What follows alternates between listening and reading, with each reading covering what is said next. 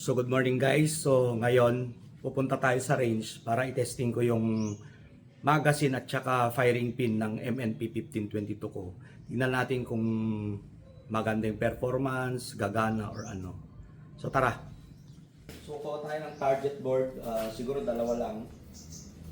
Kasi testing lang naman eh. So kaya dalawa lang.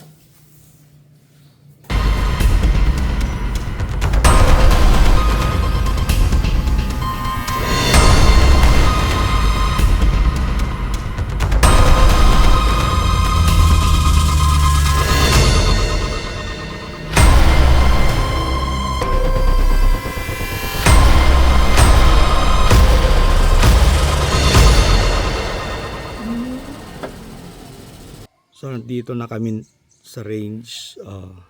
So ito yung after bagyong U1 ba yun? Yan, so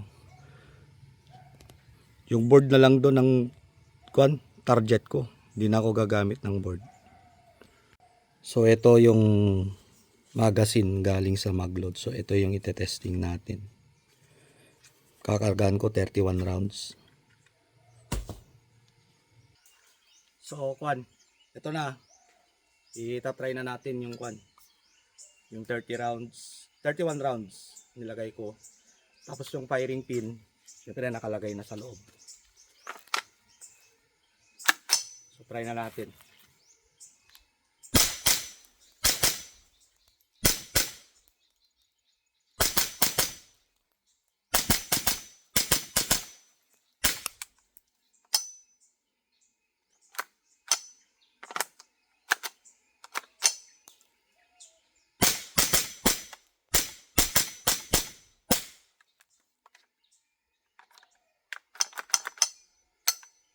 So okay siya tong magazine, kaya lang may misfeed na isa.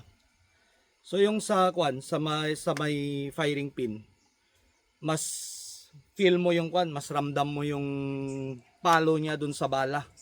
Mas matigas yung palo niya dun sa bala. So maganda, ayos siya. So another 17 rounds tayo, tapos uwian na, magsisimba kami, tapos kakain sa labas.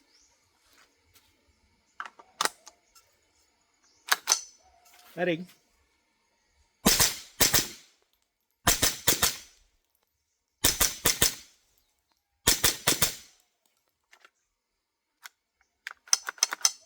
So okay na siya. Wala na siyang miss.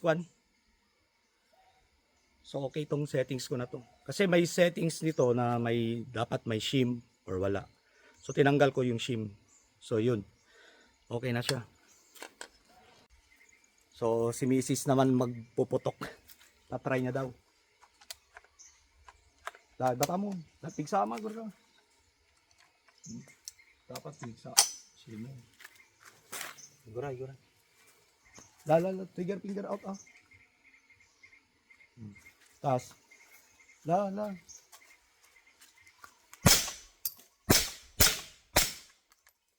yun? Unload. So clear. Hammer down. So alis na kami. Magsisimba kami, tapos kakain sa labas. Next time ulit.